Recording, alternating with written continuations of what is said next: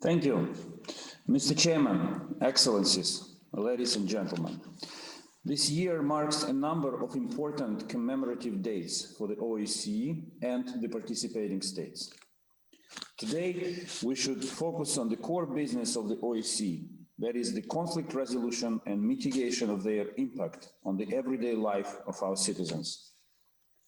I state with regret that this is the 7th OSCE Ministerial Council meeting where Ukraine and the OSCE community place focus on the challenges of the ongoing Russian aggression against Ukraine for the entire OSCE region.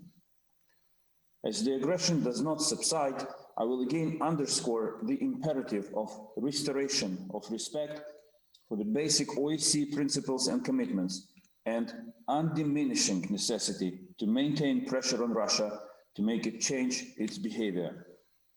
This must be part and parcel of our everyday work. I commend the work of brave men and women of the OSCE Special Monitoring Mission in Ukraine, who have been monitoring the situation on the ground, including in the parts of the Donetsk and Lugansk regions of Ukraine temporarily occupied by Russia. The SMM observers continue registering the most modern Russian weapon systems, and the SMM UAVs keep spotting illegal crossing of the military vehicles from Russia into the sovereign territory of Ukraine. These activities were persistently undermined and obstructed by the Russian occupation forces. We thank the 33 participating states which joined us in the co-sponsoring the ministerial decision on the OSCE permanent monitoring of the areas adjacent to the uncontrolled segment of the Ukrainian-Russian border.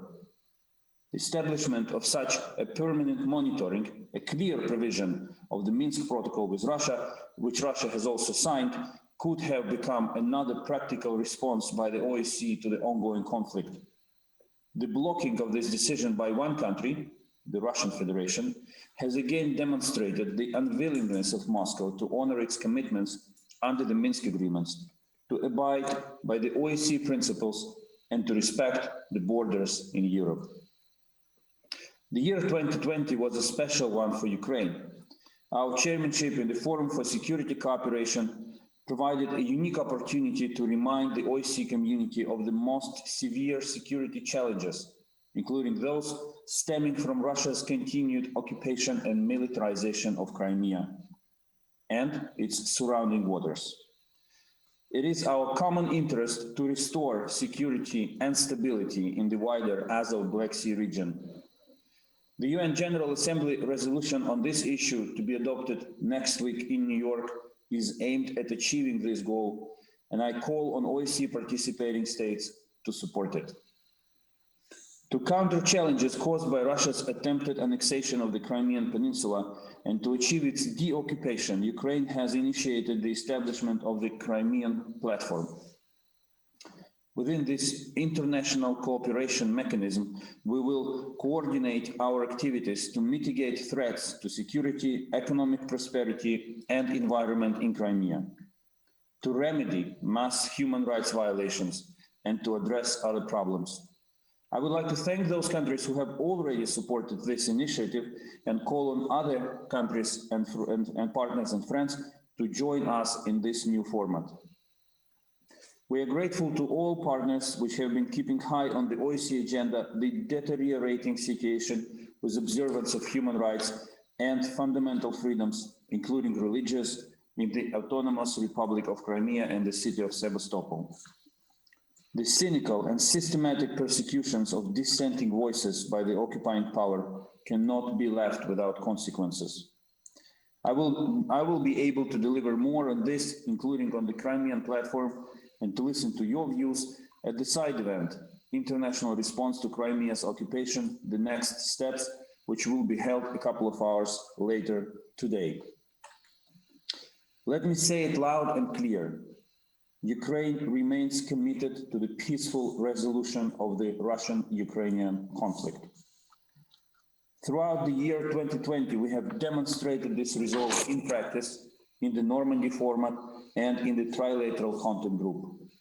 We encourage Russia to engage in discussing modalities of withdrawal of its forces from Crimea and parts of Donbas. We wish to end this conflict as soon as possible. We will never accept Ukraine's internationally recognized, we will never accept that Ukraine's internationally recognized borders, territorial integrity, and sovereignty remain violated.